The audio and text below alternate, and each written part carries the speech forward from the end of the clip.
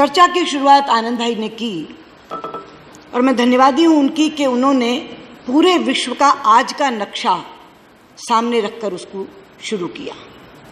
विश्व किस स्थिति में है, किन चुनौतियों का सामना कर रहा है और ऐसे में हमारी क्या भूमिका है और क्या होनी चाहिए। तो जिसे कहते हैं टोन सेट की उन्होंने कि ये चर्चा किस परिधि में होनी चाहिए। मैं धन्यवादी हूँ आपकी। अगला वाक्य आपने कहा कि प्रधानमंत्री पंडित जवाहरलाल नेहरू ने अपनी विदेश नीति के कारण बहुत सम्मान कमाया। ये सत्य है, लेकिन इसके साथ ही एक वाक्य मैं जोड़ना चाहूंगी। प्रधानमंत्री पंडित नेहरू ने व्यक्तिगत रूप पर सम्मान कमाया, प्रधानमंत्री नरेंद्र मोदी ने पूरे भारत को सम्मान दिलाया। उपसभापति जी विनय सहस्त्रबुद्धे जब बोल रहे थे तो उन्होंने एक वाक्य कहा था कि अब विश्व एक अलग दृष्टि से भारत को देखता है। ये सच है और इसलिए मैं कहना चाहती हूं कि जो बातें आपने यहां रखी वो तथ्य के विपरीत हैं। 16 सांसदों ने, मैं इतिहास को भी सामने बताऊंगी, 16 सांसदों ने देखिए मैंने आपको बहुत ही आसानी से सुना और एक व्यक्ति हमारी ओर से खड़ा हुआ बोलने के लिए, उनको टोकने के लिए, तो मैंने खड़े होकर कहा कि मैं उत्तर देने में सक्षम हूं, आप बैठ जाइए। अब मैं पूरे सदन से कम ये निवेदन करूंगी कि सबने अपनी बात कह दी, अपना दृष्टिकोण दे दिया, तो सरकार का दृष्टिकोण भी सुनिए, शांति से सुनिए। 16 सांसदों ने जिन्होंने बोला उनमें से मुद्दे 16 नहीं उभरे, कम उभरे, लेकिन जो उभरे वो क्या थे? पड़ोसी देशों से संबंध। विनय सहस्त्रबुद्धे, स्वपन दास गुप्ता और दिलीप कुमार को छोड़ के सबने ये कहा पड़ोसियों से हमारे संबंध खराब है। पाकिस्तान का मुद्दा उभरा, आपने पूछा रोड मैप क्या है। चाइना का मुद्दा उभरा, चाइना की पड़ोस में जो घुसपैठ है उसके बारे भी, और आज जो डोकलम और सिक्किम के सामने जो स्टैंड ऑफ है, मनीष जी और सतीश जी दोनों ने उसका जिक्र किया। रूस का मामला बहुत ही ज़्यादा जोर से रामगोपाल यादव जी ने उठाया।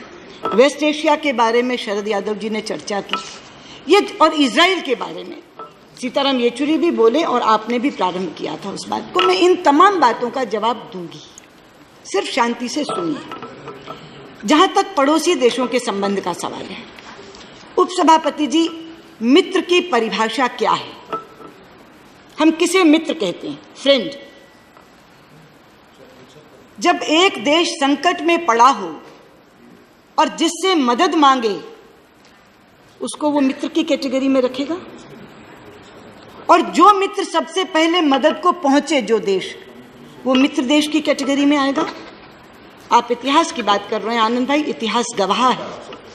मालदीव का पानी संकट आया, सुबह 7 बजे तत्कालीन उनकी विदेश मंत्री दुनिया मामून ने मुझे फोन किया और 3 घंटे बाद रेल नीर का भरा हुआ जहाज मालदीव के लिए चल पड़ा। श्रीलंका में बाढ़ आई, सबसे पहले कौन पहुंचा? भारत। नेपाल में भूकंप आया, सबसे पहले कौन पहुंचा? भारत। और सारा सामान लदा कर ले गए, और जब तक वहां के लोग बिल्कुल व्यवस्थित नहीं हो गए तब तक भोजन का प्रबंध, बाकी चीजों का प्रबंध सारा किया। उसके बाद जब डोनर्स कॉन्फ्रेंस हुई कि नेपाल के पुनर्निर्माण के लिए क्या दिया जाएगा, शायद वो चाइना की तरफ देख रहे थे कि ज्यादा होगा, सबसे ज्यादा बड़ी राशि $1 लाख बिलियन की भारत ने घोषित की। इसके बाद आप कहते कि हम मित्र देश नहीं हैं, और आप अपनी बात कर रहे हैं आनंद भाई। 17 साल तक भारत का कोई प्रधानमंत्री नेपाल की जमीन पे नहीं गया, और उन 17 सालों में से 11 साल आपकी सरकार थी। और जो आप बात कर रहे हैं 2-3 जगह ब्लॉकेड हो गया, ये हो गया, आपके समय जितना बड़ा ब्लॉकेड हुआ, राजीव गांधी जी के समय जितना बड़ा ब्लॉकेड हुआ, याद है आपको? ये इतिहास, आपने कहा ना इतिहास में, इतिहास बता रही हूं और इतिहास के माध्यम से ये तर्क दे रही हूं कि जिस नेपाल के संबंधों की आप बात करते हैं, 17 साल तक भारत का प्रधानमंत्री वहां जाए नहीं, तब संबंध अच्छे, और जो प्रधानमंत्री 2-2 बार जाए उसके साथ संबंध खराब। आप श्रीलंका की बात कर रहे थे, आपने कहा श्रीलंका में ग्वादर दे दी, कोलंबो दे दी, हम्बनटोटा दे दी, हैं? नहीं, आप बात कर रहे, आप मैं ये कह रही हूं, आप पड़ोसी देश के बारे में बात कर रहे थे ना कि चीन की घुसपैठ। मैंने कहा आपने दो चीजें उठाई, एक तो संबंध खराब है, दूसरा चीन की घुसपैठ है। तो चीन की घुसपैठ में आपने 3 नाम लिए, ग्वादर पोर्ट का नाम लिया, कोलंबो का नाम लिया, हम्बनटोटा का नाम लिया। तीनों में पोर्ट बनाई चाइना ने, मगर बनाई कब? 2008 में शुरू हुआ ग्वादर, शुरू हुआ हम्बनटोटा। नहीं, मेरे पास है पूरा, मैं बताती हूँ क्या है।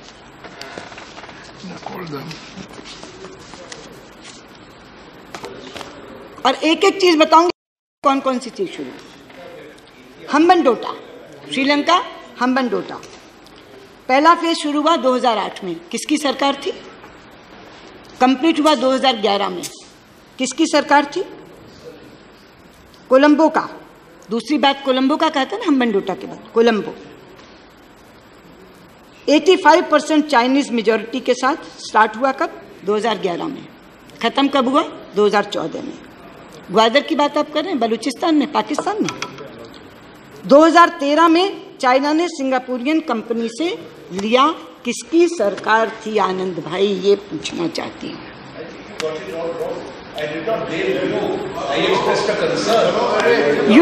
Why did you express the concern? Why were you not concerned in 2008 if you were expressing the concern? Why were you not concerned in 2011? Why were you not concerned in 2013? आज आपको कंसर्न याद आया, आज आपको concern याद आया। आप आज हमारी विदेश नीति पर बोल रहे थे, इसलिए जो कंसर्न आप ये बता रहे हैं, उन कंसर्न के जन्मदाता आप हैं। अगर हम्बनटोटा का कंसर्न है, अगर कोलंबो का कंसर्न है, अगर ग्वादर का कंसर्न है, तो मैं कहना चाहती हूँ वो कंसर्न का जन्म कब हुआ? वो कंसर्न का जन्म आपके समय हुआ। इसलिए आज हमारी विदेश नीति पर ये आरोप मत लगाइए कि ये कोलंबो, ग्वादर, हम्बनटोटा हमने दी। हमने तो हम्बनटोटा सिक्योर की, और हमने हम्बनटोटा सिक्योर की। अब जो चाइनीज के साथ डील हुई है उसमें उन्होंने कहा है कि कंट्रोल श्रीलंका का रहेगा और आपके सिक्योरिटी कंसर्न्स हम देखेंगे। हमने तो हम्बनटोटा में आपके कंसर्न को एड्रेस किया है, आपके कंसर्न को एड्रेस किया है। बांग्लादेश, शेख हसीना यहाँ ही, क्या हमने कर दिया ऐसा जो उनके चुनाव के लिए खिलाफ होगा? प्रधानमंत्री मनमोहन सिंह जी प्रधानमंत्री के तौर पर जिस एलबीए को करके आए थे, उसको हमने आगे बढ़ाया और उसका श्रेय दिया मैंने, और उसका श्रेय दिया मैंने।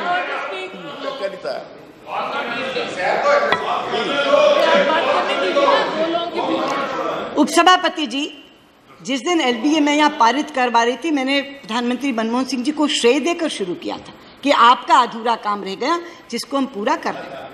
आज बांग्लादेश के साथ सबसे ज्यादा अच्छे संबंध किसी के हैं तो वो भारत के हैं। भूटान की आप बात करते हैं, केवल फ्रेंड नहीं, केवल पड़ोस नहीं, डियरेस्ट फ्रेंड अगर भारत का कोई है तो हम उसको कहते हैं वो भूटान है। तब कौन से पड़ोसी देशों की बात कर रहे हैं? हमारे साथ कोई खड़ा ही नहीं, हमारे साथ कोई खड़ा ही नहीं। जरा तथ्यों को सामने रख करके बताइए कि कौन खड़ा है और कौन नहीं खड़ा है। ये पड़ोसी देश के बारे में बताया आपने, कहा पाकिस्तान का रोड मैप। पाकिस्तान का रोड मैप तो आनंद भाई हम लोगों ने सरकार आने से पहले ही घोषित कर दिया था। हमने सारे सार्क के देशों को दावतनामा भेजा था कि आइए शपथ ग्रहण समारोह में, और समेत पाकिस्तान के सब आए थे सब, और केवल सेरेमनी अटेंड करके नहीं चले गए थे। अगले दिन बायलैटरल मीटिंग हुई थी, मैं बैठी थी उसमें, और उस बायलैटरल मीटिंग में तय हुआ था कि फॉरेन सेक्रेटरी लेवल टॉक्स शुरू होंगी। हिचकोले खाते खाते बहुत उतार चढ़ाव आई 2 सालों में, लेकिन हमारे समय में कहाँ थी? 9 दिसंबर 2016 को 2015 को, 9 दिसंबर 2015 को जब मैं हार्ट ऑफ एशिया कॉन्फ्रेंस में भाग लेने के लिए इस्लामाबाद गई तो नवाज साहब ने साथ बिठाया सरताज अजीज साहब को और कहा कि जो ये कह रही हैं उस तरह से एक बार शुरू करो इस डायलॉग को, एक नए सिरे से नया नाम देकर कॉम्प्रिहेंसिव बायलैटरल डायलॉग, ताकि किसी भी तरह का कोई शंका ना रह जाए। लोग कहते हैं ना द्विपक्षीय वार्ता, हम जब कहते हैं कि हमारे दोनों के बीच में होगी, किसी और के बीच में नहीं होगी, हमने डायलॉग का नाम ही कर दिया कॉम्प्रिहेंसिव बायलैटरल डायलॉग, ताकि किसी को किसी तरह की गुंजाइश ना रह जाए, कोई शंका ना रह जाए। 9 दिसंबर को वापस कॉम्प्रिहेंसिव बायलैटरल डायलॉग शुरू हो, ये तय हुआ। फॉरेन सेक्रेटरीज दोनों देशों के बैठकर मोडालिटीज तय करें, ये तय हुआ। तो आप जो कह रहे हैं हमारे इनिशिएटिव्स के बारे में, प्रधानमंत्री जी का लाहौर से, काबुल से लाहौर जाना इसी इनिशिएटिव का था, लेकिन ये out of the box initiative था। आपने कहा कैसे गए, शेयर नहीं किया, सब कुछ पब्लिक डोमेन में। 10 बार तो मैं बोल चुकी कि वो 25 दिसंबर प्रधानमंत्री नवाज शरीफ का जन्मदिन था। उन्होंने बधाई दी काबुल से, तो उन्होंने कहा आप जा रहे हैं तो यहां से होते हुए जाइए। यानी रिश्तों की ऊंचाई इतनी थी कि वो प्रोटोकॉल के चक्कर में न पढ़ करके गए। ये थी स्थिति। तो कोई ये कहे कि पाकिस्तान के साथ हमने शांति की पहल नहीं की, हमने दोस्ती का हाथ नहीं बढ़ाया, ये नहीं। लेकिन कहानी बदरंग कब हुई? पठानकोट के बाद भी नहीं हुई, क्योंकि पठानकोट के बाद भी पाकिस्तान जो हमेशा डिनायल में जाता था, हर टेररिस्ट घटना के बाद वो ये पहली बार थी कि डिनायल में नहीं गया और उसने कहा कि हम सहयोग करने को तैयार हैं, हम जो SIT बनाएंगे आप आइए। कहानी बदरंग तब हुई जब बुरहान वानी का एनकाउंटर यहाँ हुआ और नवाज शरीफ साहब ने वहाँ खड़े होकर के उसको स्वतंत्रता सेनानी शहीद की संज्ञा दी। उसके बाद से चीज़ें बिगड़ी। तो आप ये कहते हैं रोड मैप, क्या हमने तो रोड मैप बना दिया था, शांति का, दोस्ती का, पाकिस्तान की स्थिरता का, समझौते का, ये हमारा रोड मैप था। लेकिन रोड मैप एक तरफा नहीं चल सकता ना। अब आप कहते हैं कि रोड मैप क्या है, तो रोड मैप तय है। Terror and talks can't go together. आप चाइना की बात करते हैं। जहां तक चाइना में डोकलम का सवाल है, जो मनीष जी और सतीश जी ने खासतौर पे उठाया और आप लोग भी जानना चाहते हैं, लेकिन आपने एक बात कही आनंद भाई कि जिस समय 1962 में स्थिति बनी चाइना और भारत के बीच की, तो अटल जी ने एक पत्र लिखा प्रधानमंत्री नेहरू को कि सदन बुलाओ, और प्रधानमंत्री नेहरू ने पॉजिटिवली रिस्पॉन्ड किया और सदन बुलाया।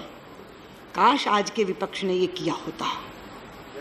मैं बहुत दुखी हूं इस बात से कि सबसे बड़े प्रमुख विपक्षी दल के नेता ने चीन की स्थिति को जानने के लिए भारत के नेतृत्व को पूछने की बजाय चीन के राजदूत को बुलाना ठीक समझा।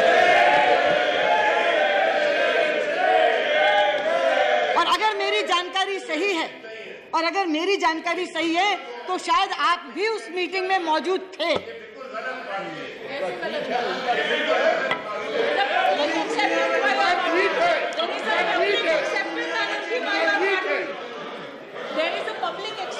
उपसभापति जी, अगर मेरी जानकारी सही है तो शायद आनंद भाई भी उसमें उपस्थित थे। नहीं, बिल्कुल हैं। क्यों है? क्या भारत का राजदूत बीजिंग में है या नहीं है? अगर भारत का राजदूत बीजिंग में हर किसी से मिल सकता है, अगर चीन और भूटान के राजदूत ने विपक्ष के लोगों से बातचीत करने की गुजारिश करी, तो हमारे अंदर कोई शिष्टाचार नहीं है। क्या बात करती हैं? भूल गए? बैठिए। उपसभापति जी, बहुत अच्छा हुआ। ऑर्डर। स्वयं प्रश्न करने के बाद उन्होंने अपने उत्तर में स्वीकार ही नहीं किया, औचित्य ठहराया, जस्टिफाई किया। मैं यही कह रही हूं आपसे, पहले विपक्ष को भारत का दृष्टिकोण समझना चाहिए था, उसके बाद चीनी राजदूत को बुलाकर कन्फ्रंट करना चाहिए था कि हमारा तो ये पक्ष है।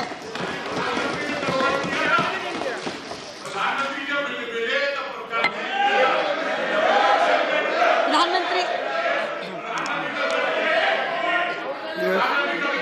देखिए, मैं एक विनम्रता से, बड़े आदर से आपसे कहूंगा। नहीं, आप बैठिए। बहुत आदर से कहूंगा एक बात, बहुत आदर से।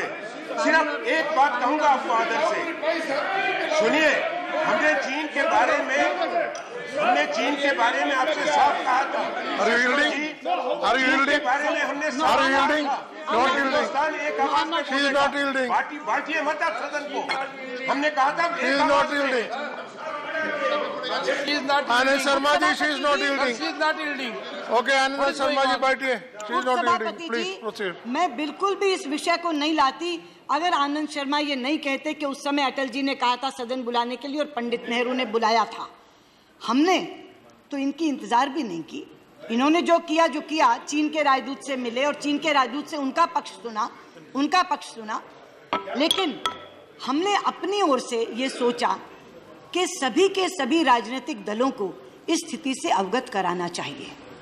और 2 दिन के लिए मैंने मीटिंग बुलाई। 4 सांसदों तक की पार्टी को एक दिन, एक सांसद तक की पार्टी को अगले दिन, ताकि जो आज डी राजा जी के साथ हुआ वो ना हो। 2 अलग अलग इसलिए बुलाई कि जब इकट्ठी बुलाई जाती है तो बड़ी पार्टियां समय ले लेती हैं, छोटियों का समय आता है तो लगता है बंद करो। 2 दिन बुलाई और पूरी की पूरी स्थिति समझाई। और वो चूंकि विदेश मंत्री स्वयं रहे, उन्होंने समझी और बैठक ऐसे ही बंद नहीं की। मैंने कहा जो प्रश्न आपके थे उनके उत्तर मिल गए, जो जिज्ञासाएं आपकी थी शांत हो गई। उन्होंने कहा हाँ, तो मैंने कहा खत्म करूं मीटिंग? उन्होंने कहा हाँ। पूरी तरह से संतुष्ट होकर के वहां से विपक्ष लौटा। और मैं बहुत ही ज़्यादा शुक्रगुजार हूँ विपक्ष की कि जो सरकार की सोच थी कि इस तरह की चीज़ें डिप्लोमेटिक चैनल से तय होनी चाहिए। और मैं ये कहती हूँ कि धैर्य और संयम, और उसमें भी भाषा संयम बेहद ज़रूरी होता है इस तरह की चीज़ों को सुलझाने के लिए। अगर आप धीरज खोते हैं, अधीर होते हैं, उतावले होते हैं, तो कभी भी संकट का हल नहीं निकलता। अगर आप भाषा संयम खोते हैं तो दूसरा प्रवोक होता है, इसलिए हल नहीं निकलता। तो हम धीरज भी बनाए हुए हैं, भाषा संयम भी बनाए हुए हैं। और इसलिए हमने अपने तमाम लोगों को नक्शे के साथ क्या स्थिति है, कैसी स्थिति है। मैं अंत में, क्योंकि चाइना पर जो स्टैंड उन्होंने कहा कि क्या है, वो आपको मालूम है, विदेश मंत्री आप रहे हैं, कि अपने यहाँ ये प्रथा है कि हम जो स्टैंड्स हैं उनको लिखकर पढ़ते हैं ताकि कॉमा फुल स्टॉप की भी गलती ना हो जाए।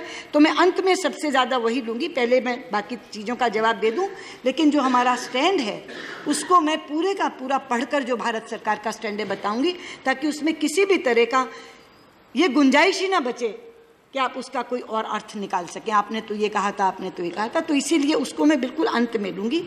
लेकिन मैंने ये कहा कि हमने अपनी ओर से पहल की और सबको ये बात बताई कि चाइना और भूटान के बीच में और सिक्किम के बॉर्डर पे ये जो स्टैंड ऑफ है वो क्यों है और उसमें हमारा क्या मत है। और मैंने कहा कि मैं शुक्रगुजार हूँ कि सब लोग इससे सहमत हुए। शरद पवार जी और मुलायम सिंह यादव, 2 पूर्व रक्षा मंत्री उसमें थे बैठक में, और उन्होंने भी ये कहा, बल्कि शरद पवार जी ने तो अपना एक उदाहरण देते हुए कहा कि मेरे समय में ये ऐसी स्थिति हुई थी, लेकिन हम लोगों ने पेशेंस रखी थी, आप भी धीरज मत खोइए। हमने कहा हम बिल्कुल धीरज नहीं खोएंगे, हम बिल्कुल भाषा संयम बना करके रखेंगे ताकि इसका हल निकले। अब रामगोपाल यादव जी से मैं कहना चाहूँगी, आपने कहा युद्ध की तैयारी रखो। रामगोपाल जी, युद्ध की तैयारी तो होती है तभी तो सेना होती है, वरना कोई देश सेना क्यों रखे। लेकिन एक चीज़ मैं आपको बता दूं, किसी भी समस्या का समाधान युद्ध से नहीं निकलता, युद्ध के बाद भी संवाद करना पड़ता है तब निकलता है। युद्ध अपने आप में समाधान नहीं देता, जीते हारे लोग भी टेबल पर बैठते हैं तब समाधान निकलता है। तो बुद्धिमत्ता का तकाजा यह है कि युद्ध बिना किए संवाद कर लो और उससे रास्ता निकाल लो, तो वो कहीं ज़्यादा बेहतर है। से यहाँ तक युद्ध की तैयारी का सवाल है, सेना है यहाँ और वो सेना होती है युद्ध के लिए, लेकिन युद्ध से समाधान नहीं निकलता। इसीलिए मैं कह रही हूँ धैर्य और भाषा संयम और डिप्लोमेटिक चैनल्स, इन्हीं से निकलता है समाधान। आपने कहा कि आप अपनी सामरिक क्षमता बढ़ाइए, तभी पड़ोस के लोगों को लगेगा कि चीन अगर हम पर हमला करेगा तो हमें आप बचा लेंगे। युग बदल गया रामगोपाल जी, युग बदल गया। अब सामरिक क्षमता से देश नहीं जाने जाते, अब आर्थिक क्षमता से देश जाने जाते हैं। और इसीलिए जो शरद यादव जी ने बात की, उनसे सहमत हुए मैं ये कहना चाहूँगी कि आज पड़ोसियों को ये नहीं है कि चीन उन पर हमला करेगा तो भारत का साथ चाहिए। अगर भारत की सामरिक क्षमता बढ़ते हुए देखेंगे तो हम ही से डरने लगेंगे कि पता नहीं यही हम पे हमला करेंगे। आज पड़ोसियों को अपने विकास में आर्थिक मदद चाहिए, और इसलिए जब प्रधानमंत्री कहते हैं सबका साथ सबका विकास, का मतलब केवल देश के अंदर का नहीं है। मैं चाहता हूं कि भारत की प्रगति में मेरे हर पड़ोसी देश का विकास हो। ये जो भावना है ये पड़ोसी देशों को आश्वस्त भी करती है और ये उनको ये भी कहती है कि भारत का अगर विकास होगा तो भारत के विकास का लाभ हमें भी मिलेगा। इसलिए सामरिक क्षमता बढ़ाने की बजाय आज आर्थिक क्षमता बढ़ाने की ज़रूरत है। और मैं बहुत ज़्यादा अदब से ये कहना चाहूँगी कि हमारी जो आर्थिक क्षमता बढ़ रही है उसमें भी बहुत बड़ा इन्वेस्टमेंट चाइना से आ रहा है। मैं अगर आपको आंकड़ा दूं, 116 बिलियन US डॉलर था 2014 में, हमारे से पहले मई 2014 से, आज बढ़कर 160 बिलियन US डॉलर हुआ है, 37% की बढ़ोतरी। तो जो बात सतीश मिश्रा कह रहे थे ना, नहीं है अभी इस समय, उन्होंने ये कहा था कि आप पूरे बायलैटरल रिलेशंस पर बात करो, उनका यहाँ पे बहुत ज़्यादा रिस्क है, स्टेक है, इतने ज़्यादा कॉन्टेक्ट उन्होंने लिए हुए हैं। वो सही कह रहे थे, और अगर वो होते तो मैं उनको बताती, पर आपके माध्यम से बात उन तक भी पहुंचे और सदन तक भी। डोकलम पर निगोशिएट नहीं कर रहे, केवल हम बायलैटरल रिलेशंस पर बात कर रहे हैं चीन के साथ। पूरे के पूरे संबंध जो हैं समग्रता में हम बात कर रहे हैं इनके साथ, और हल भी उसी से निकलेगा। तो जहाँ तक आर्थिक क्षमता का सवाल है, जो देश हमारा बहुत बड़ा योगदान और सहयोगी बने हुए हैं उसमें चीन एक बहुत बड़ा देश है। इसलिए अकेला डोकलम मामला नहीं है, अगर बायलैटरल रिलेशंस पर उनसे चर्चा होगी तो निश्चित तौर पर समाधान निकलेगा। अब US के बारे में उस दिन आनंद जी ने कह दिया कि स्पाउस का वीज़ा खत्म हो गया, संख्या H1 वीज़ा की कम हो गई। नहीं आनंद भाई, तथ्य बिल्कुल और है। तथ्य ये है कि शुरू में वीज़ा की संख्या 65,000 थी। जब अटल जी की सरकार आई NDA की, उस समय वो बढ़कर 1,95,000 हो गई, 1,95,000। लेकिन दिसंबर 2004 में जब आपकी सरकार थी, उस समय एक बिल पारित हुआ और वो संख्या धड़ाम से नीचे फिर 65,000 आ गई। 1,95,000 से 65,000 आपके कार्यकाल में हुई थी, और आज तक वो 65,000 और साथ में 20,000 वो लोग जो वहाँ से PhD किए हुए, वहाँ की यूनिवर्सिटी से, वो संख्या बरकरार है।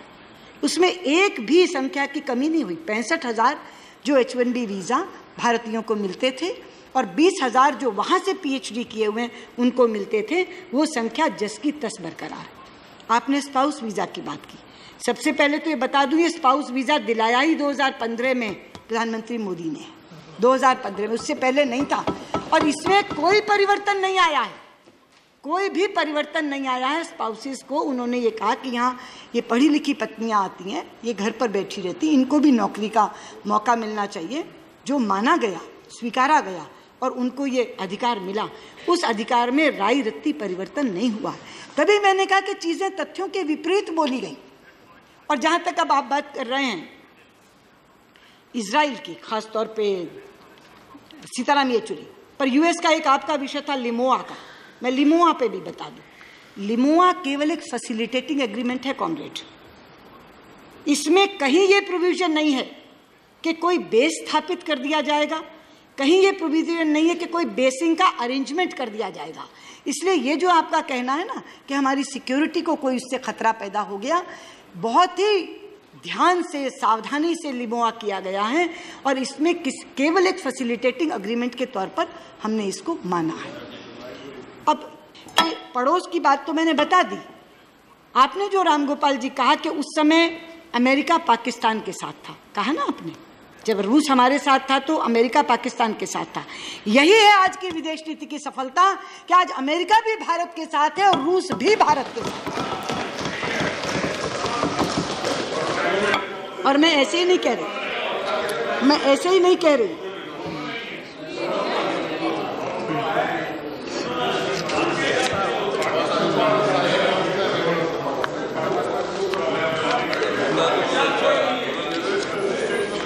मैं ऐसे नहीं बोली, मैंने कहा ना मैं तथ्यों के साथ बोलूँ।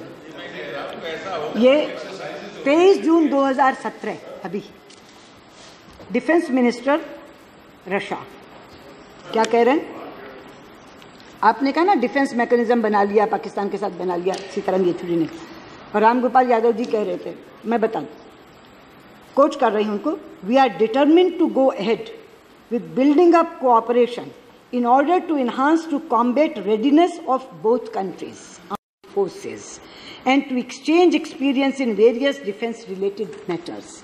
और इसके बाद जब स्पीकर गई वहाँ तो जुलाई 11 को, अभी सदन चल रहा था, जुलाई 11 को कहा Russia shares India's concerns over such challenges international terrorism. वो पाकिस्तान का साथ देगा जो हमारा कंसर्न इंटरनेशनल टेररिज्म पे शेयर कर रहा है, जो कॉम्बैटिंग हमारी armed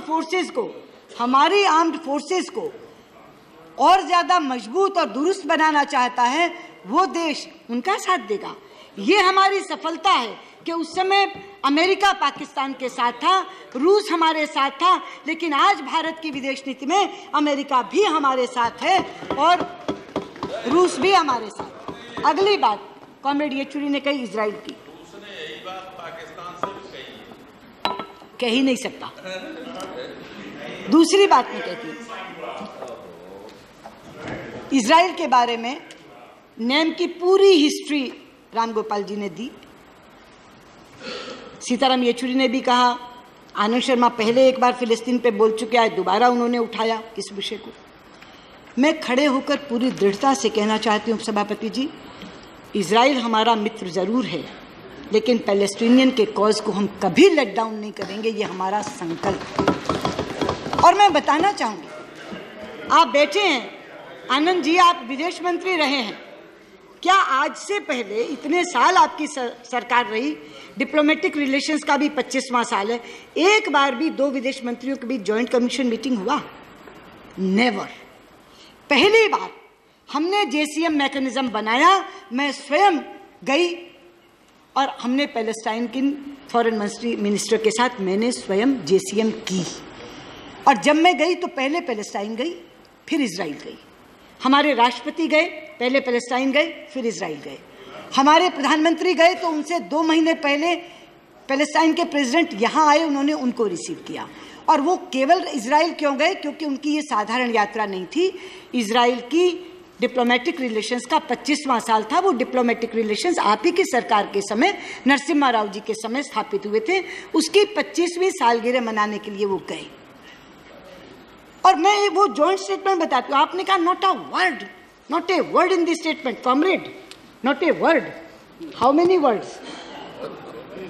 joint statement 2017, the two prime ministers discussed the developments pertaining to the Israel-Palestinian peace process. They underlined the need for the establishment of a just and durable peace in the region. They reaffirmed their support for an early negotiated solution between the sides based on mutual recognition and security arrangements. 5 sentences. आपने कहा not a word. Not a word. दोनों ने बैठ करके बात की। और मैं एक और चीज बता दूं, जब मैं गई तो मेरी जेसीएम तो विदेश मंत्री के साथ थी, लेकिन प्रेसिडेंट अब्बास के साथ एक लंबी मीटिंग हुई।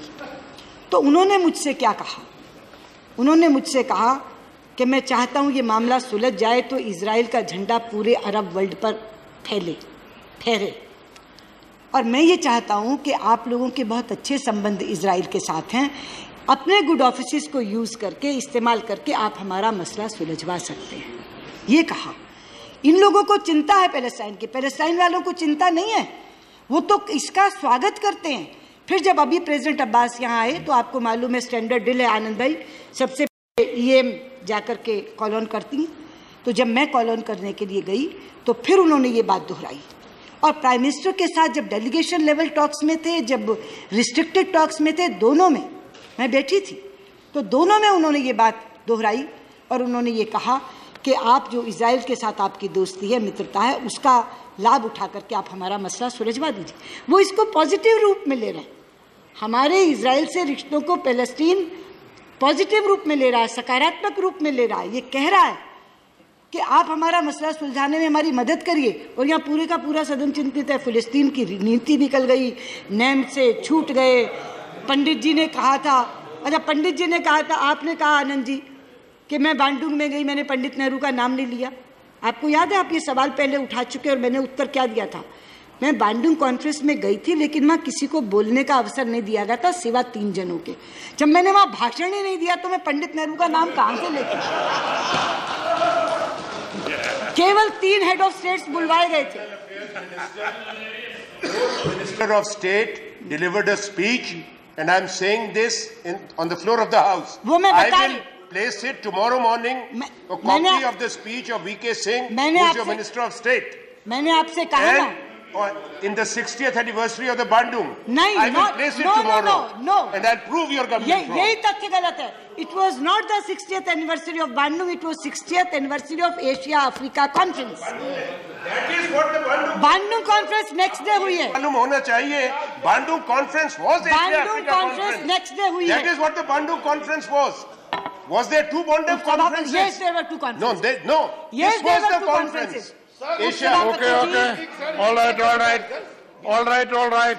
Now proceed. उपसभापति जी, there were 2 conferences. There were 2 conferences. 60th anniversary of Asia Africa Conference, जिसमें हम सबको बुलाया गया था, लेकिन बांडुंग कॉन्फ्रेंस अगले दिन जब हुई, केवल 3 हेड्स ऑफ स्टेट्स को बुलाया गया, उसमें भी एक इंडोनेशिया के स्वयं के प्रेसिडेंट थे। तो वो जो कह रहे हैं कि वो बांडुंग के संस्थापक है, मुझे बहुत अच्छा लगा कि वहाँ प्रधानमंत्री नेहरू की फोटो थी, सब जगह इकट्ठी होर्डिंग्स थी, मेरा माथा गर्व से ऊंचा हुआ।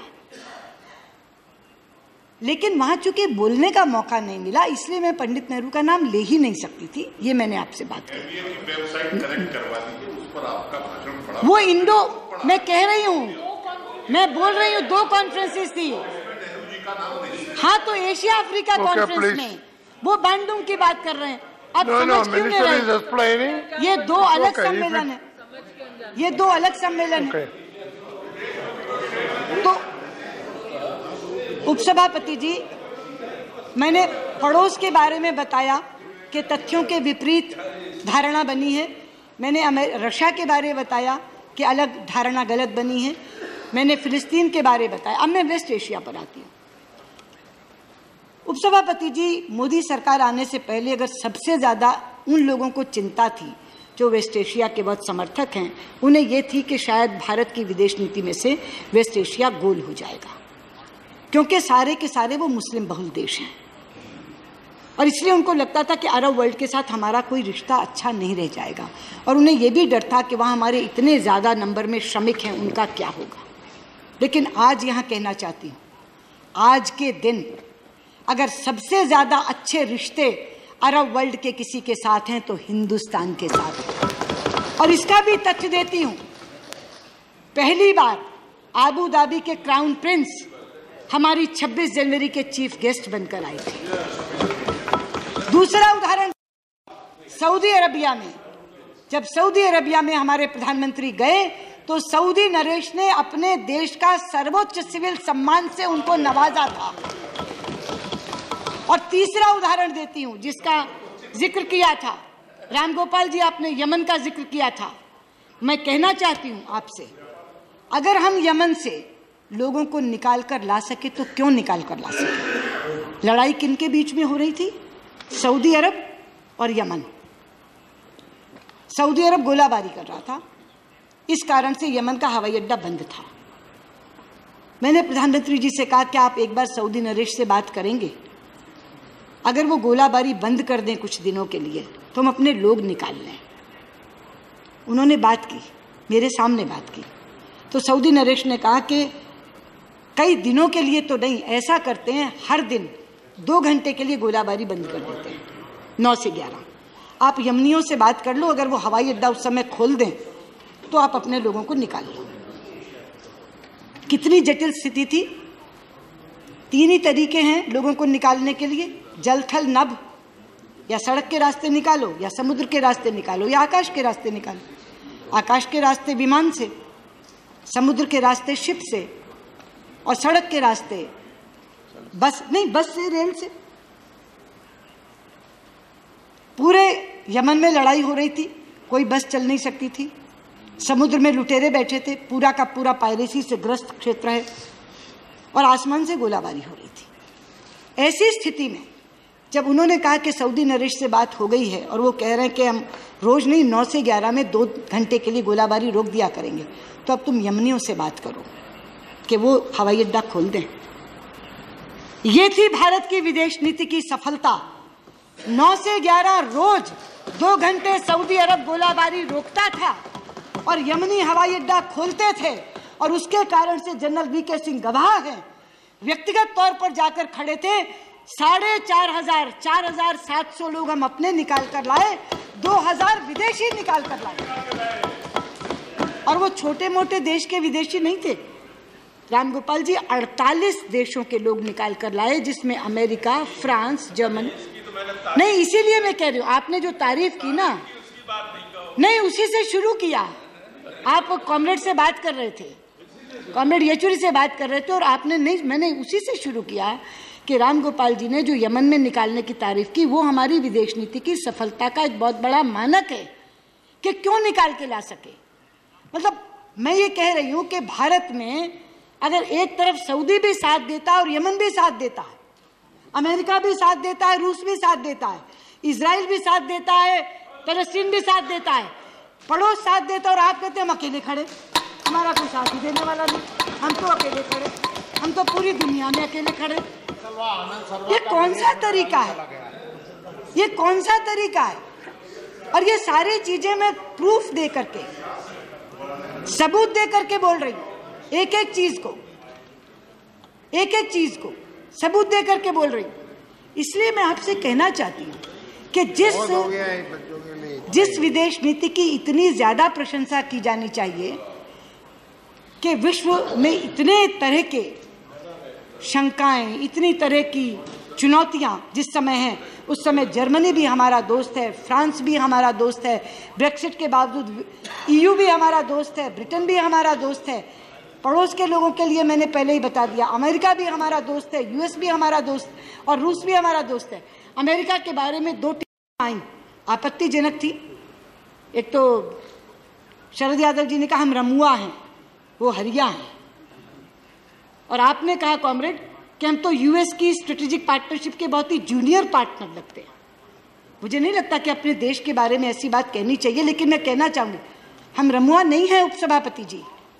वहां से सवाल आया क्लाइमेट चेंज का, जिस समय प्रेसिडेंट ट्रंप ने ये कहा कि billions and billions and billions of dollars के लिए भारत ने पेरिस समझौता कर दिया, 1 घंटे के भीतर प्रधानमंत्री मोदी का बयान आया कि हम किसी के पैसे के मोहताज नहीं हैं, कोई रहे इसमें या ना रहे, हम इस कारण जलवायु परिवर्तन में रहेंगे कि हमारी प्रतिबद्धता आज की नहीं है, 5000 सालों की प्रतिबद्धता है। 5000 सालों की प्रतिबद्धता के कारण हम है, कोई रहे या ना रहे, भारत रहेगा। तब अगर US हमारे बारे में ये बोलता है तो हम में ये दम है, मोदी में ये मादा है कि वहीं खड़ा होकर के वो प्रेसिडेंट ट्रंप को चुनौती दे सकता है। इसलिए राजीव शुक्ला बोलते वो ऐसे बोलते, अरे वो ऐसे बोलते ये याद है, मोदी ने कहा ये याद नहीं है। ये बोला ना आपने कि ट्रंप ने ये कहा, अगर राष्ट्रपति ट्रंप ने ये कहा तो संसदीय मर्यादा है कि रहो अगर बोले हो तो, लेकिन उसका पालन कौन करता है? आप बता दीजिएगा आनंद जी उनको कि उन्होंने ये कहा था कि राष्ट्रपति ट्रंप ये बोले। अरे भाई, राष्ट्रपति ट्रंप जो बोले वही याद क्यों है एक कान में, मोदी जो बोले वो याद रखो ना। वो चुनाव की सभा का रखते हैं।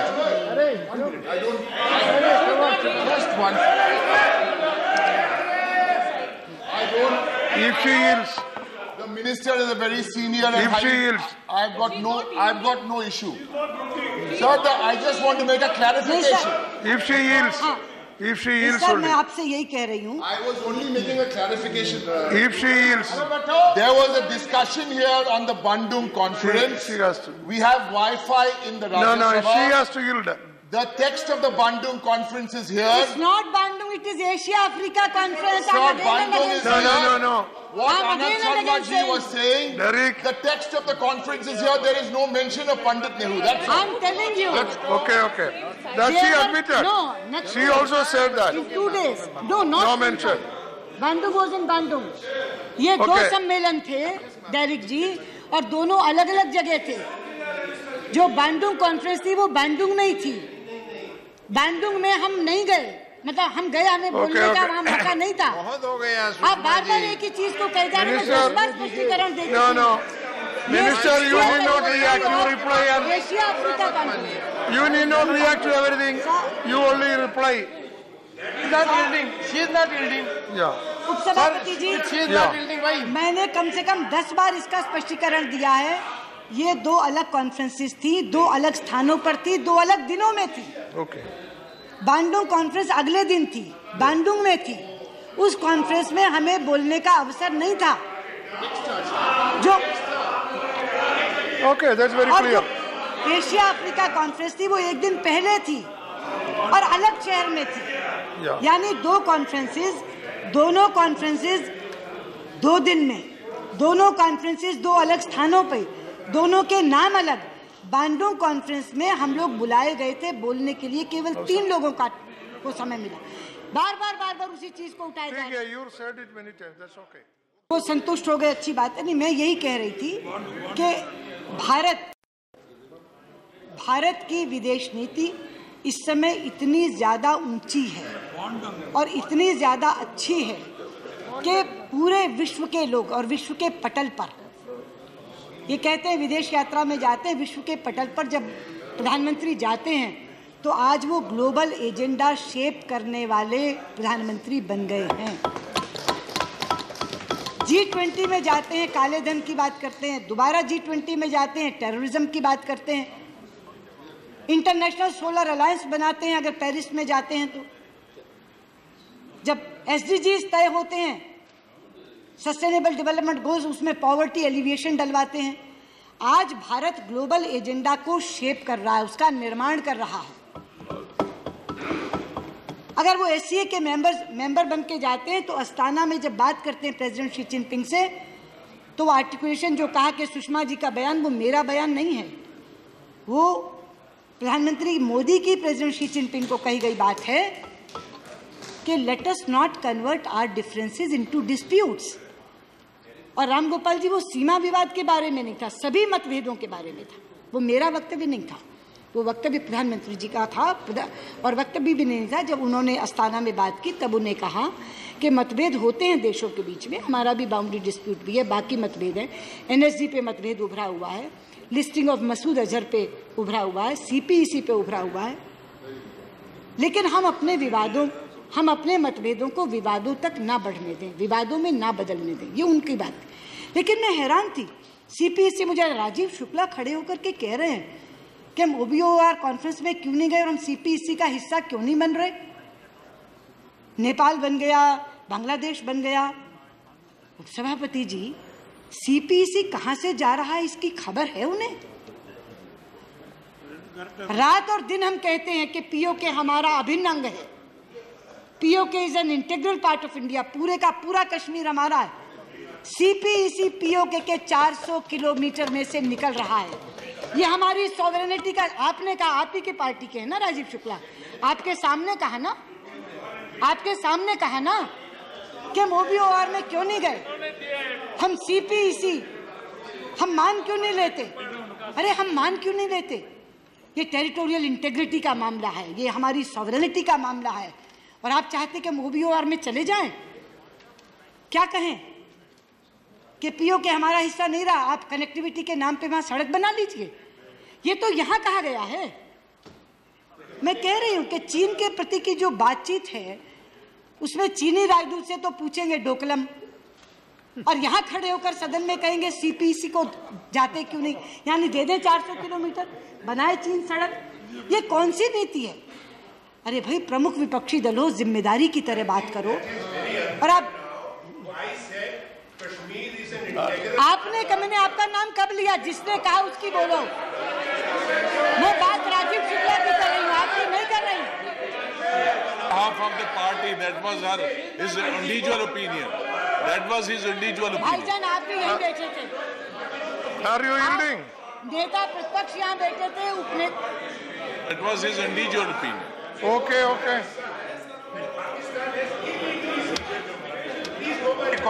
I said so. मैं आपको थोड़ी कह रही हूँ, आप ही की पार्टी का। अच्छा, मुझे ये बताइए, एक मिनट, मैं आपकी बात मानती हूँ। क्या आपकी पार्टी में इतना लोकतंत्र है कि विदेश नीति पर आनंद शर्मा कुछ बोले और राजीव शुक्ला कुछ? सदन में सबने सुना कि नहीं सुना कि सीपीईसी क्यों नहीं दे देते, OBR में क्यों नहीं गए? तो इसलिए मैं कहना चाहती हूँ उपसभापति जी, इस तरह की बात तो सदन में कही गई है।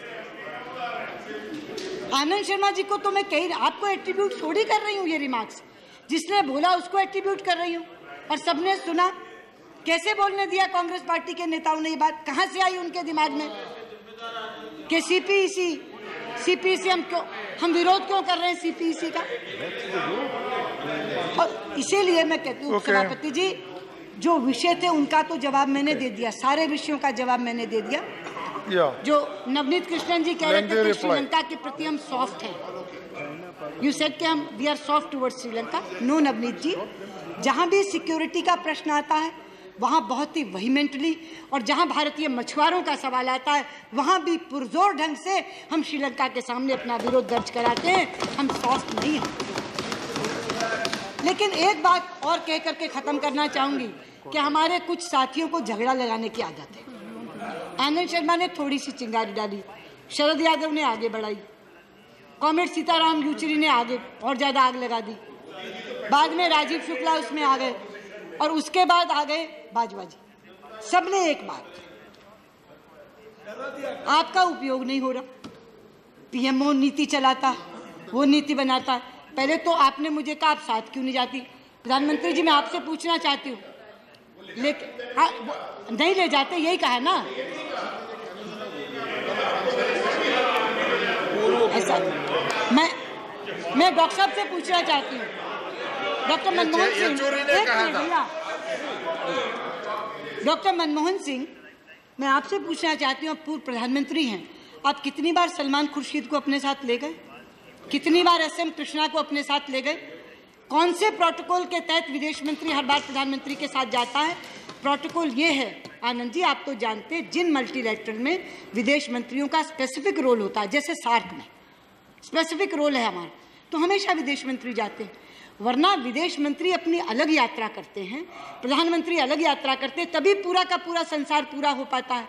और जब मैं यात्रा करती हूँ तो मैं केवल विदेश मंत्री से मिलकर नहीं चली आती।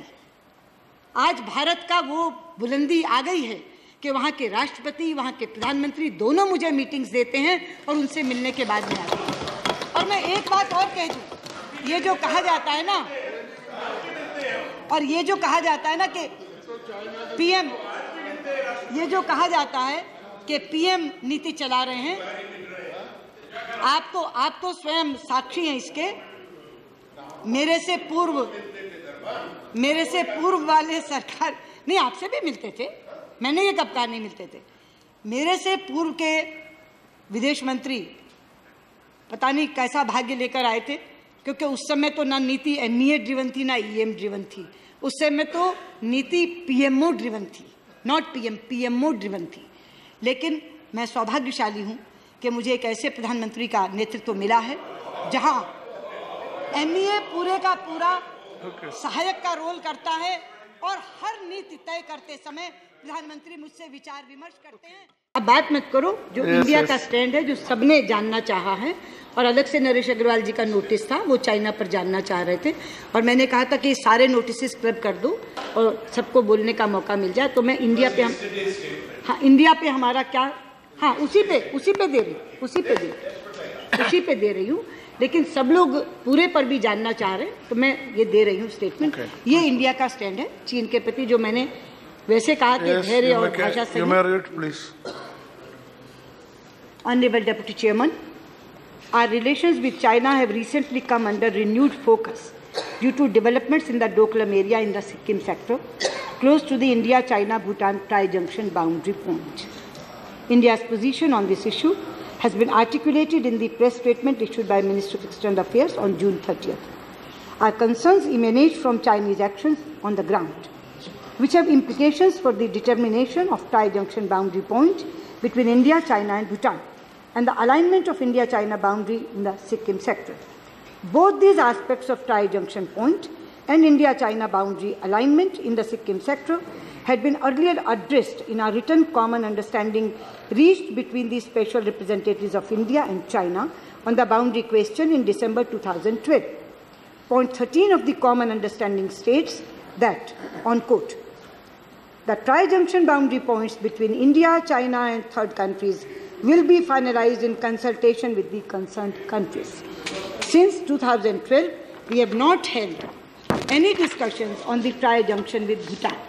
The Chinese action in the Doklam area is therefore of concern. With regard to the boundary in Sikkim sector, there are still steps to be covered before the boundary is finalized.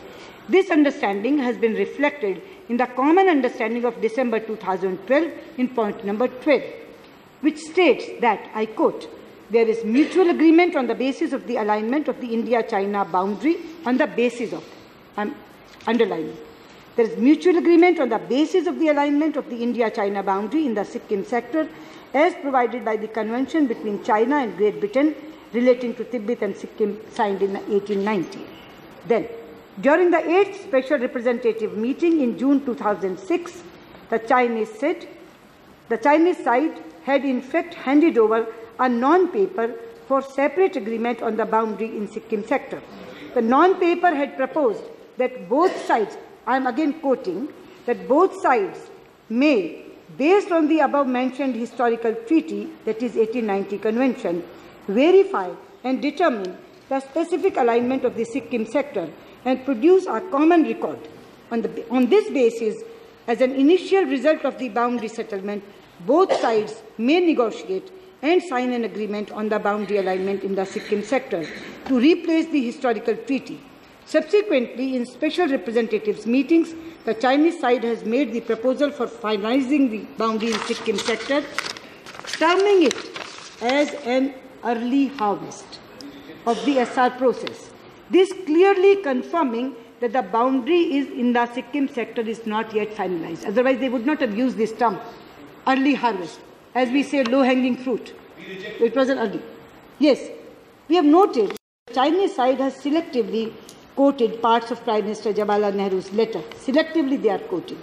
Of 22nd March 1959, pertaining to the India-China boundary in the Sikkim sector. A full and accurate account of that letter would have also brought out that Prime Minister Nehru's assertion was clearly based on the boundary alignment as shown in our Indian published maps. The Chinese side in their recent document published on the website of their foreign ministry have expressed commitment to maintaining peace and tranquility in the India-China border areas. India always believes that peace and tranquility in the India-China border areas is an important prerequisite for smooth development of our bilateral relations. We will continue to engage with the Chinese side through diplomatic channels to find a mutually acceptable solution on the basis of the Astana consensus between our leaders. I note the sense of the House is supportive. In this regard, in keeping with the unique and traditional friendship with Bhutan, we will also continue to maintain close consultation and coordination with the Royal Government of Bhutan. Thank you.